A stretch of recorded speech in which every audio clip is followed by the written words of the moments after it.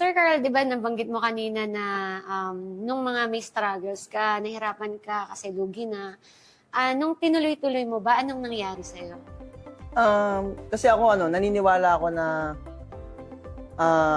kung alam mong tama yung ginagawa mo or align ka, talagang ibibigay talaga ni Lord para sa iyo.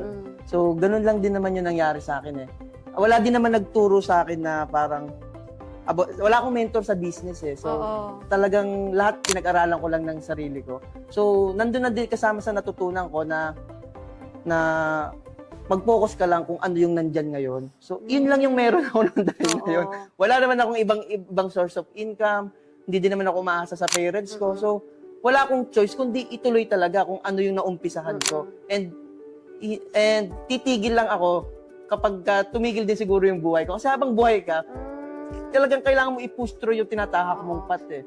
So, ibig sabihin, nakita mo ba na lalaki talaga yung yung business? Actually, nung time na yon, nasa loob ko, alam ko talagang may pupuntahan tong business na to. Talagang kailangan lang unti-untiin lang. So, hindi ko minamadali din yung mga bagay-bagay nung time na yon. Pero alam kong may pupuntahan kahit ang dami nang hindi naniniwala. Parang may nagsasabi pa na may mararating ba yan eh?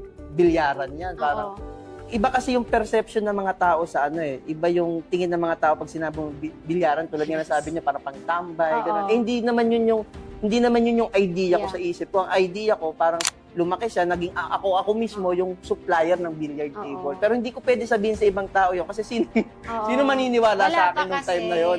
Wala namang maniniwala sa akin. So, kinip ko na lang sa sarili ko yun. Hanggang yun nga, napatunayan ko naman na may mararating talaga yung tinatahak ng bata. Tsaka nakita mo rin kasi yung purpose ng bilyaran. Actually, yung bilyaran, hindi siya biro. Yung billiard table. Yes. May value talaga siya. Yes. Hindi siya ordinary na bibili ka lang ng bola. Yes, mahal talaga. Siya. Yes, mahal talaga. As a contribution din sa billiard community, nag-share kami ng mga contents about billiards. Yung may mga matututunan din kayo kahit paano about sa billiards.